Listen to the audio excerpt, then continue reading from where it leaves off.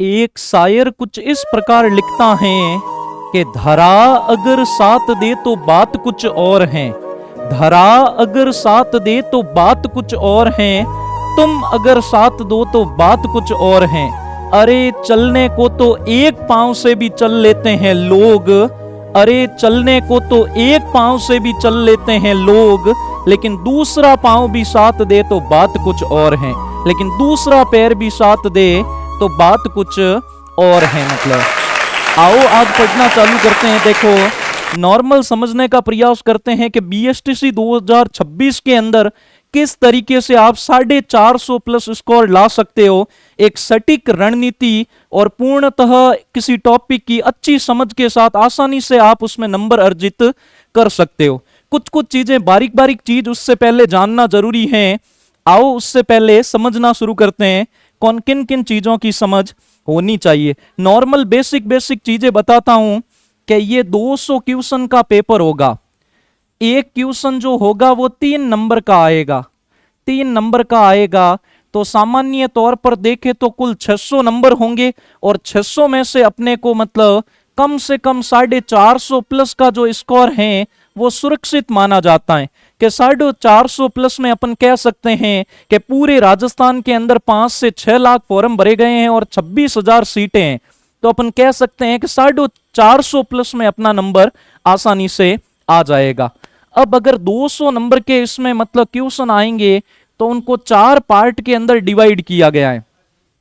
चारों पार्ट का अभी हम सिलेबस देखेंगे, समझने का प्रयास करेंगे कि कौन कौन से पार्ट हैं मतलब, लेकिन फिर भी 4 पार्ट के अंदर इन्हें डिवाइड किया गया है। सबसे पहले 50 क्वेश्चन अपन देखें तो रीजनिंग के आएंगे। 50 क्वेश्चन रीजनिंग के होंगे। रीजनिंग की एक अच्छी तैयारी करने के लिए आपको रेगुलर कम से कम 30 एमसीक्यू 30 क्वेश्चन मिलाने, प्रत्येक टॉपिक को समझते जाओ और 30 क्वेश्चन उसके मिलाते जाओ। रीजनिंग के लिए एटा सबसे अच्छी बुक मानी जाती है जो आसानी से पढ़ी जा सकती है, समझी जा सकती है। वो बुक मानी जाती है रामनिवास मथुरिया की, रामनिवास मथुरिया की रीजनिंग। तो अगर पॉसिबल हो तो रामनिवास की मथुरिया से आप पढ़ो तो रीजनिंग आपके काफी हद तक अलग अलग एग्जाम के अंदर तैयार हो जाएगी। दूसरा अगर बात किया जाए जीके के लिए, तो जीके के लिए मैं आपको 2 बुक गाइड करूंगा, वो बुक आपके पास होनी चाहिए। नॉर्मल बीएसटीसी के लिए पढ़ना चाहते हो तो एक सिकवाल की मानचित्रावली आती है, सिकवाल की मानचित्रावली आती है। नॉर्मल आप पढ़ना चाहते हो तो वो बुक बीएसटीसी के लिए बहुत अच्छी मानी जाती है।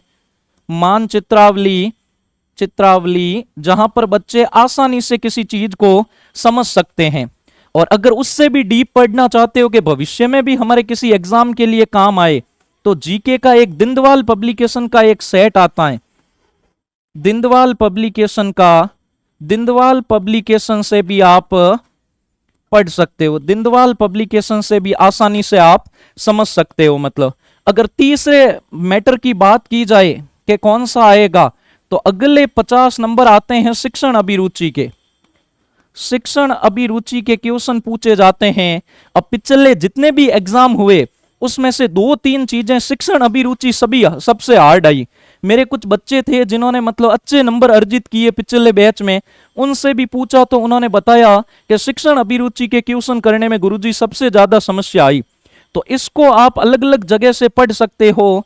वैसे फर्स्ट रैंक की एक शिक्षण विधियों की बुक आती है, शिक्षण विधियों की, वहां से भी समझ सकते हो। और आप जिस कोचिंग से पढ़ रहे हो, जहां से भी पढ़ रहे हो, हम भी एक प्रकार का बैच अवेलेबल करवाते हैं। ऑफलाइन हो तो आप हमारे यहां से भी पढ़ सकते हो, वरना शिक्षण अभिरुचि की आप जहां से पढ़ रहे हो वहां के नोट्स प्लस एमसीक्यू, क्योंकि इसमें समझ आधारित प्रश्न बहुत ज्यादा पूछे जाते हैं। तो कम से कम अगर डेली के आप 50 क्वेश्चन अगर प्रैक्टिस करो, वो गूगल से भी कर सकते हो, बिल्कुल फ्री मिलेंगे आपको। तो अगर गूगल से भी किसी वेबसाइट से रेगुलर क्वेश्चन की प्रैक्टिस करो और समझ आधारित क्वेश्चन समझने का प्रयास करो तो आप अच्छे नंबर अर्जित कर सकते हो।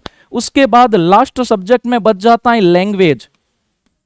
लास्ट सब्जेक्ट के अंदर बच जाता है लैंग्वेज। लैंग्वेज के लिए सबसे अच्छी बुक मानी जाती हैं जो मतलब चलती हैं अपनी 9th से लगाकर 12th तक की। 9th से 12th तक की जो बुकें चलती हैं वो सबसे अच्छी बुकें मानी जाती हैं मतलब इसके लिए जैसे एक बुक का नाम है मतलब रचना प्रबोध करके आती है हिंदी के लिए, जैसे हिंदी के 30 क्वेश्चन आएंगे तो इन 30 ही क्वेश्चनों के लिए रचना प्रबोध सर्वश्रेष्ठ बुकों में से एक समझी जाती हैं। और इंग्लिश ग्रामर के लिए भी आप किसी कोचिंग के नोट्स या फिर अपने आसपास जो 10th लेवल की बुकें चलती हैं उसमें से अगर जो जो टॉपिक पढ़ो तो आपके लिए फायदेमंद साबित होगा। अब सेकंड चीज, अपना सिलेबस के अंदर क्या क्या पूछा जाएगा। लैंग्वेज के अंदर स्पष्ट तौर पर टॉपिक का नाम दिया गया है, उन टॉपिक को आप पढ़ सकते हो। अब पढ़ने का आपका तरीका क्या होना चाहिए, पढ़ने के अंदर 3 चीजें महत्वपूर्ण हैं। सबसे पहले आपको टाइम पता होना चाहिए कि हमारा एग्जाम कितने टाइम में होगा। तो आज की मैं बात करूं तो आज 12-13 मार्च के आसपास हम खड़े हैं, तो मार्च अप्रैल अनुमानित ऐसा मान सकते हैं कि मई के आसपास एग्जाम होगा। यानी आपके पास टाइम का देखे तो 60 से 70 डेज का टाइम है, 60 से 70 डेज का टाइम आपके पास है, 60 से 70 दिन का टाइम मिल रहा है। यहां से आपको ऊपर नीचे हो सकता है, एग्जाम पर निर्भर है। तो अगर इस कम टाइम के अंदर सारे सब्जेक्ट पढ़ना चाहते हो, रीजनिंग के आप रोजाना 2 से 3 ट्रिक देखो और उसके 30-30 क्वेश्चन सॉल्व करो तो रीजनिंग आसानी से 2 महीने में पढ़ी जा सकती है। लैंग्वेज अगर प्रत्येक टॉपिक को रोजाना पढ़ो और उसके एमसीक्यू क्वेश्चन जरूर सॉल्व करो तो लैंग्वेज भी पढ़ी जा सकती है। शिक्षण अभिरुचि के जितने प्रश्नों को ज्यादा समझ कर अटेंड करे तो वो आसानी से समझा जा सकता है। इसमें आपके लिए सबसे लंबा पोर्शन जो पड़ेगा वो है जीके का। तो जीके अगर 60-70 दिन में कम टाइम में पढ़ना चाहते हो तो सिकवाल की मानचित्रावली एक बुक आती है, 100-150 रुपए में मिलेगी, वो आपके लिए एक प्रकार की रामबाण साबित हो सकती है। तो अपना टाइम मैनेजमेंट बनाओ कि 60 से 70 डेज के अंदर पहले तो मेरे 4 सब्जेक्ट हैं तो रेगुलर चारों सब्जेक्ट मुझे पढ़ने। अब आपके ऊपर हैं, आप ऑफलाइन पढ़ते हो ऑनलाइन पढ़ते हो, जहां पर भी आपका संभव हो उस तरीके से आप पढ़ सकते हो। तो टाइम मैनेजमेंट कम से कम 5 से 6 घंटे रेगुलर स्टडी होनी चाहिए, कम से कम टाइम मैनेजमेंट के अंदर एक एक सब्जेक्ट को आप कम से कम 2 घंटे का टाइम दे सकते हो। उसके बाद सेकेंड जो चीज आती है कि पढ़ने का तरीका। ऑफलाइन कोचिंग भी हो सकती है, ऑनलाइन भी हो सकती है, आप घर बैठकर भी पढ़ सकते हो। जहां पर आपको अच्छा माहौल लगे, जहां पर अच्छी तरीके से समझाया जाए, आप वहां पर जाकर इसको ज्वाइन कर सकते हो। ठीक है, आपको कहीं पर भी आपके स्टडी का माध्यम कुछ भी हो सकता है, किस तरीके से आप स्टडी करते हो। मतलब ऑफलाइन स्टडी लंबे समय तक काम आएगी। रिवीजन के लिए आप लाइब्रेरी प्लस घर का कोई भी सुविधा हो उसका भी चुनाव कर सकते हैं, स्टडी का माध्यम कैसा हो। और तीसरी चीज, आप अपने सेल में नहीं जाओ, निरंतर मॉडल पेपर देते जाओ, निरंतर एमसीक्यू देते जाओ। एग्जाम से पहले कम से कम 50 प्लस मॉडल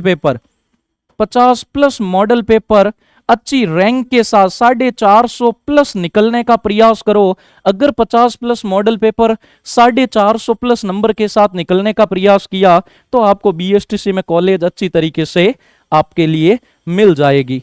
अब अपन देखते हैं मतलब बीएसटीसी का सिलेबस कुछ शॉर्ट में। वो आप हम 2026 के सिलेबस के बारे में बात करें कि क्या क्या सिलेबस इसमें डाला गया है, तो जैसे कि आप जानते होंगे 4 सब्जेक्ट हैं उसमें। पहला सब्जेक्ट अपने मेंटल एबिलिटी का आ जाता है।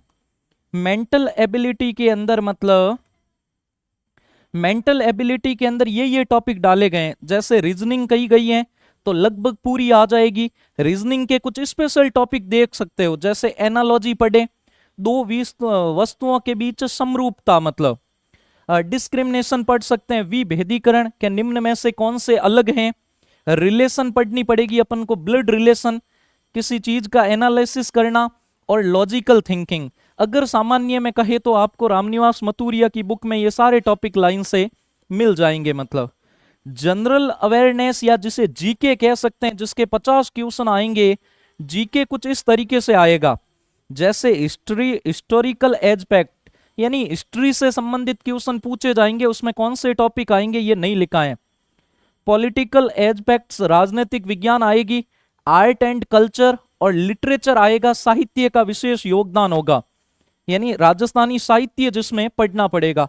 आर्थिक पक्ष, जियोग्राफी, लोक जीवन, सोशल सामाजिक पक्ष, टूरिज्म, कुल मिलाकर जीके आपको पूरा का पूरा पढ़ना पड़ेगा। मतलब ये तो हो गए 2 सब्जेक्ट। मतलब और आगे सब्जेक्ट के अगर बारे में अपन के आपके सामने के कुछ कुछ टॉपिक हैं जिनके बारे में सीधा कहा गया है, जैसे शिक्षण अधिगम के बारे में पढ़ना होगा, लीडरशिप क्वालिटी, नेतृत्व गुण, सृजनात्मकता, सतत एवं व्यापक मूल्यांकन, ये थोड़ा सा आराम से देख कर जाना इसका अर्थ क्या होता है मतलब, ठीक है। संप्रेक्षण जिसे बातचीत कहते हैं, संप्रेक्षण के 4 कौशल होते हैं LSRW, जिनके बारे में अच्छी तरीके से पढ़ लिया। सामाजिक संवेदनशीलता, ये टॉपिक के नाम।